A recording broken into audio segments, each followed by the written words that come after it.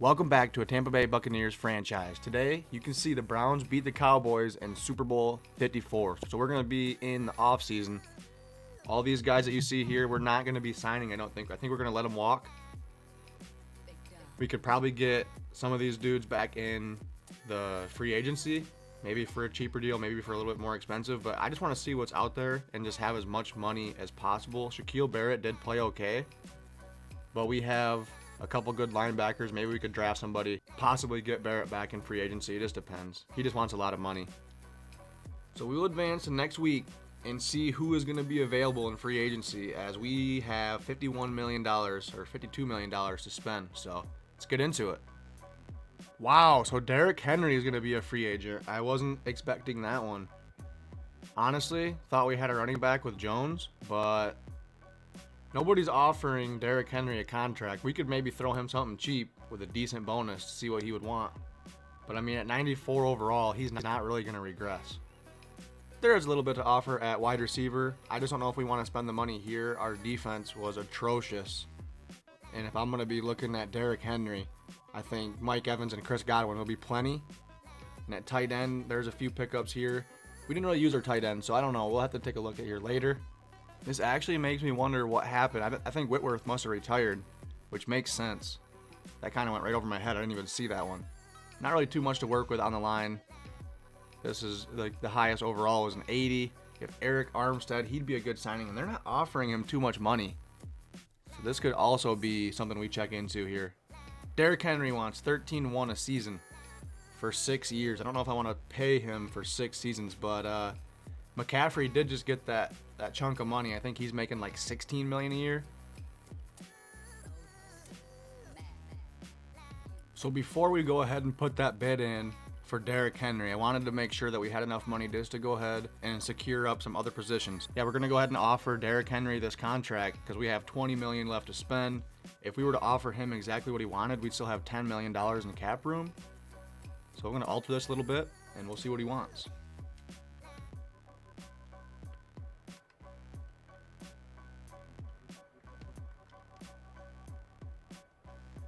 I'm going to offer him 6 years, $62 million. So we do not walk away with Derrick Henry. We're going to have to see who is offering him the money now.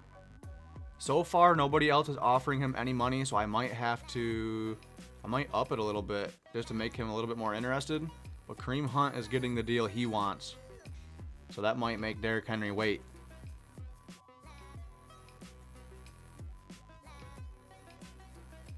And Derrick Henry accepts the offer, so that's what we were waiting for, to see if he would or not. It's going to leave us with $12.59 million. I don't really know what else we need right now. I need to go double check.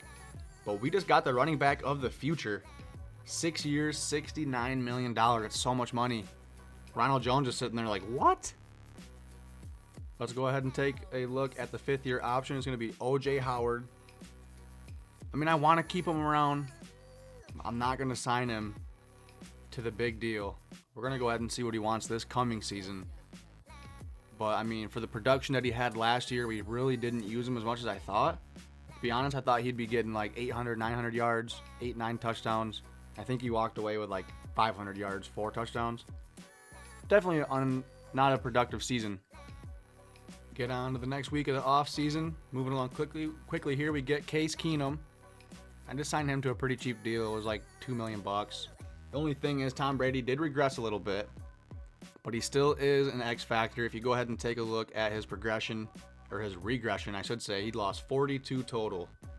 He lost 10 to play action. That's one of his best things is play action. I don't know why they would do that. Lost 7 to awareness because you do not get smarter with age. Throw accuracy mid is down.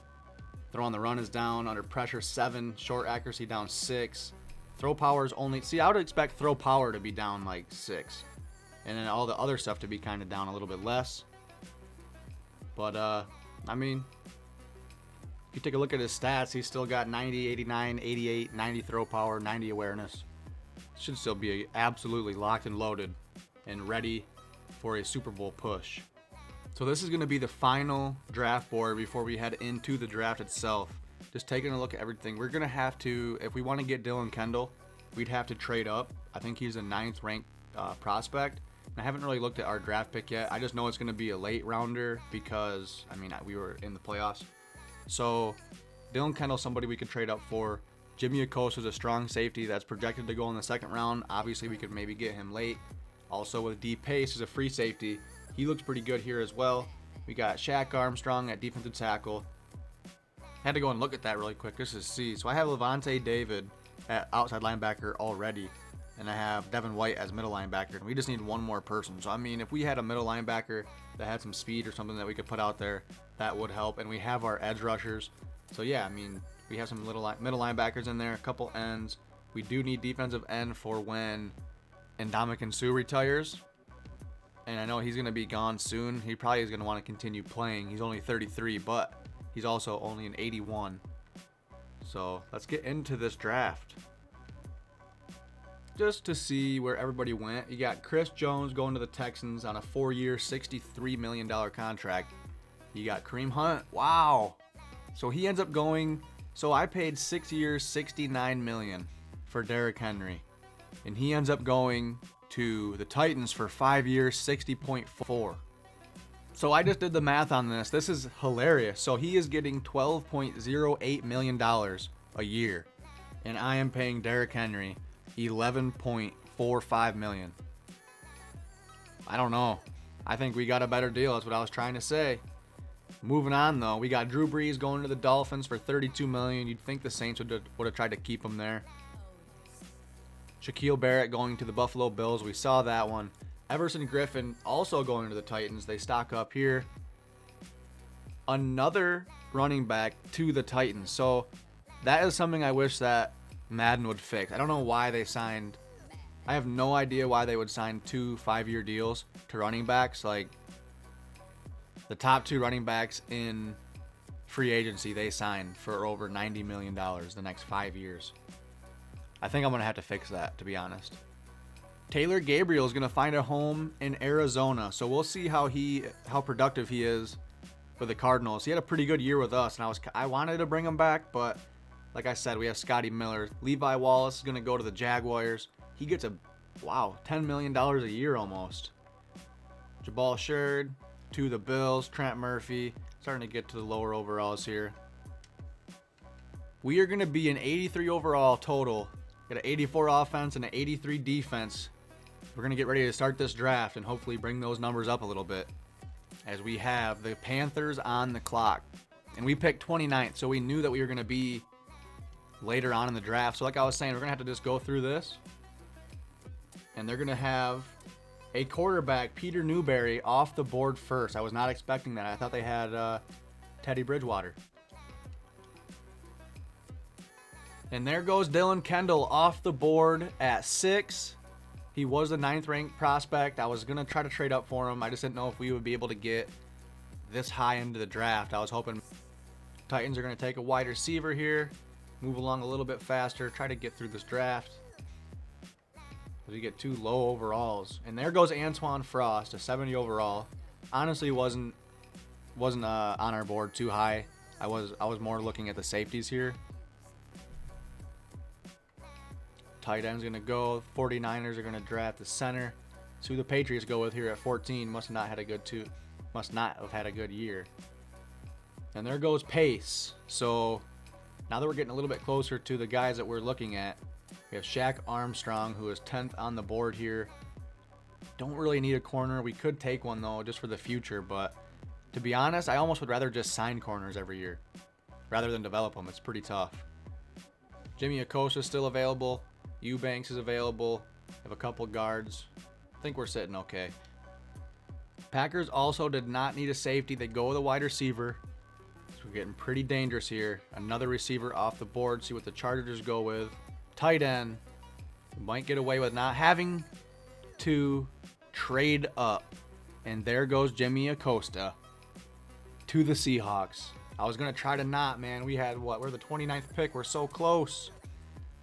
Should have just pulled the trigger. You got to just make the move if you need it.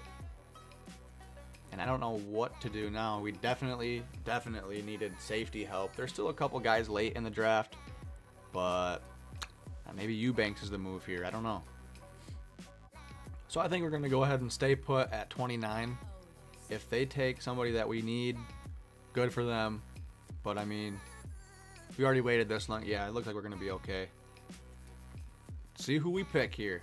But this is a sweet pick. He's 22 years old. Hampton, 38 reps, and he's the fastest defensive tackle. This just seems I should go with Hampton, but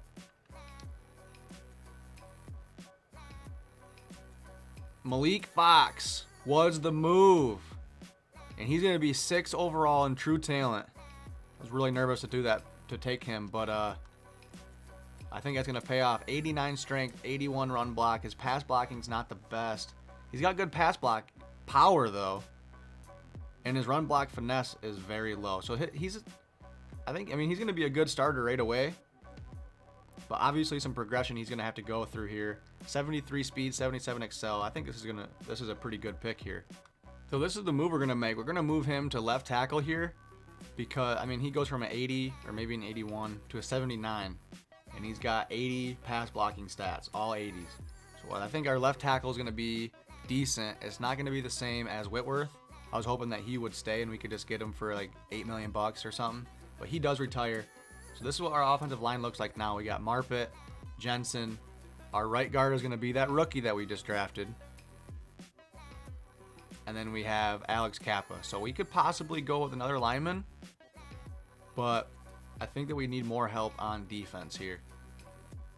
We're going to go ahead and give up Corey Clement and 2 4th-round picks, one this year, one next year, for this pick right here. And I think I know who I'm going to take. And the move is going to be Derek Butler.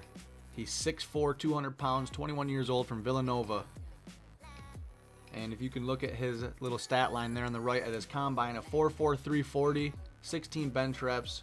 He had a 6.98 3-cone drill, 32-inch vertical. Seems like a pretty athletic dude, 6'4". And he's a 67 overall normal. Not the move I thought he was. I thought he was going to be a lot better than that. So we definitely reached. He's a fast safety, not good tackle.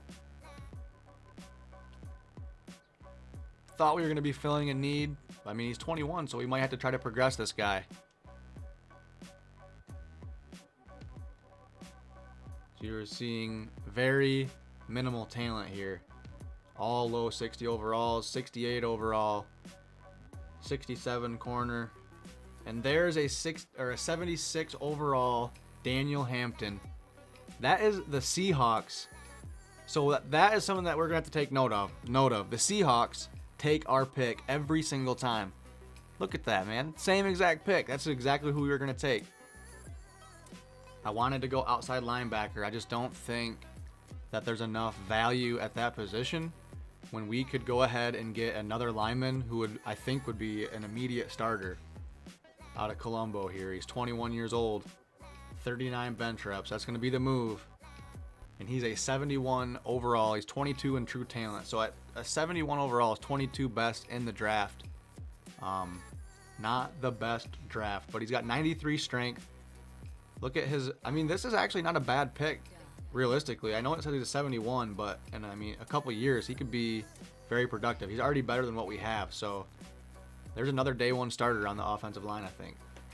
So with our third pick, we could go corner here, but we need linebackers. I kind of want to go with Corey Clayton.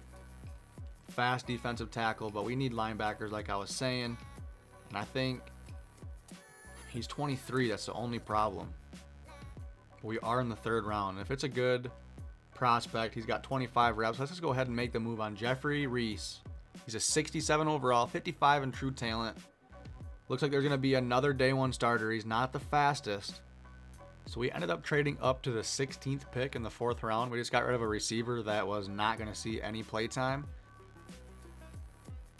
And we only have 2 people on our board.